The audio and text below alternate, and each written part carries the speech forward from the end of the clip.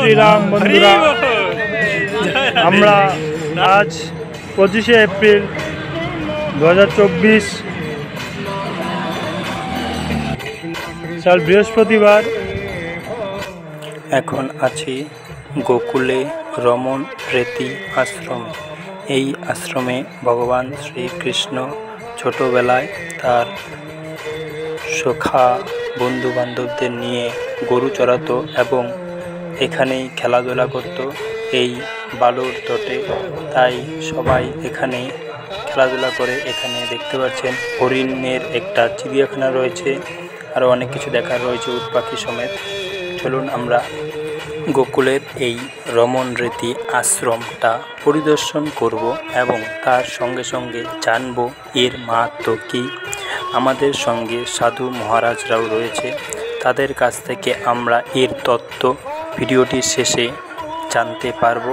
আপনারা ভিডিওটি সম্পূর্ণ দেখুন, অনেক ইন্টারেস্ট পাবেন, খুব ভালো লাগবে আপনাদের।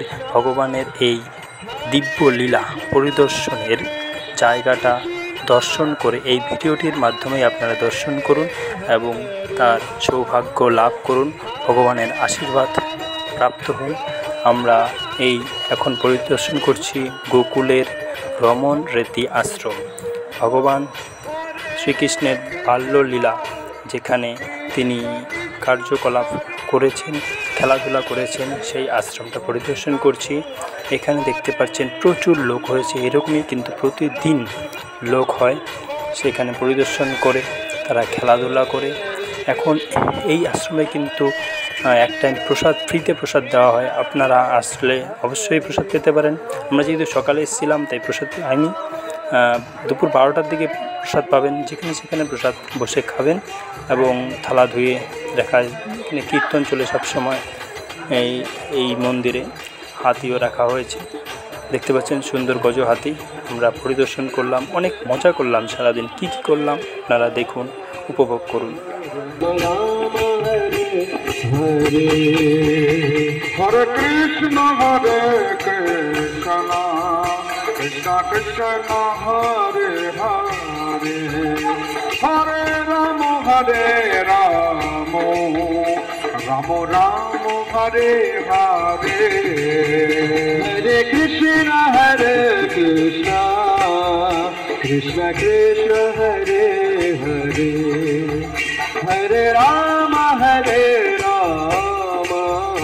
রাম রাম হরে হরে। সন্ন্যাসীরা হাতিকে বধ করে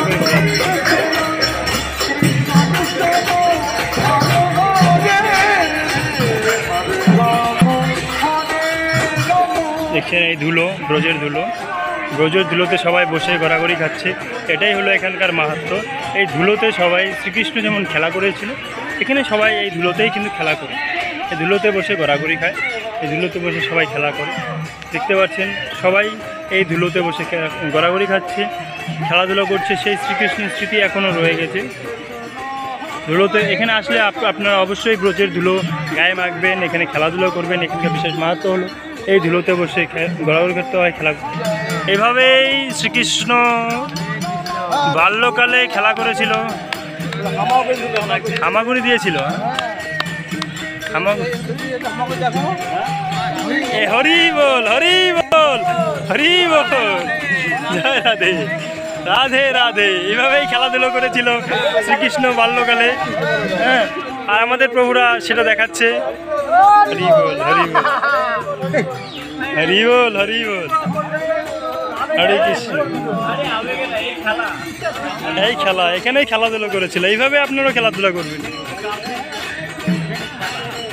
এখানে খেলার ছলে, সবাই খেলার ছলে এখানে আসে, সবাই খেলাধুলো করবে। যার যার মতো খেলাধুলো করবেন, যার যেটা ভালো লাগে।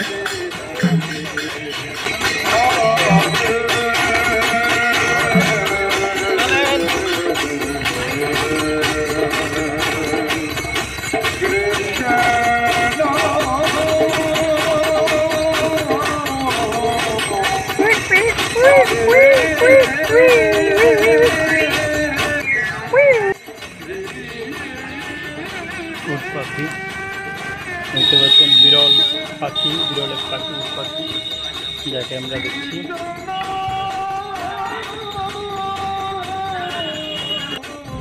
শক্কর রস যাকে বলে, দেখেন এটা- এখানে সাধুরা থাকে দেখেছেন। এখানে হচ্ছে শক্কর রসের ভক্ত সব। শক্করস শক্কর মানে সখা, মানে এরা সমান সমান। তুমি বড় লোকের ছেলে, রাজার ছেলে, তাতে কি হয়েছে? আমি বন্ধু বান্ধব যখন খেলা করে সমান বয়স, ভালো অল্প বয়সের ছেলে মিলে, তখন কি হয় ওদের মধ্যে কিন্তু বাচ্চাদের মধ্যে কোনো বড় থাকে না, যে তোর বাবা বড় লোক, আমার বাবা গরিব। তুমি যদি ওকে একটা মারো, ও দুম করে তোমাকে মেরে দেবে। তোর বাবা বড় লোক, এটা বলবে না। এই জন্য শক্করস তো সকার মধ্যে কোনো বিচার নেই। যেমন সকারা কি করে, একজনের খেতে তার একজনের মুখের থেকে কেড়ে নিয়ে খেয়ে নেয়। এটা তো সেই জায়গা, এই রস।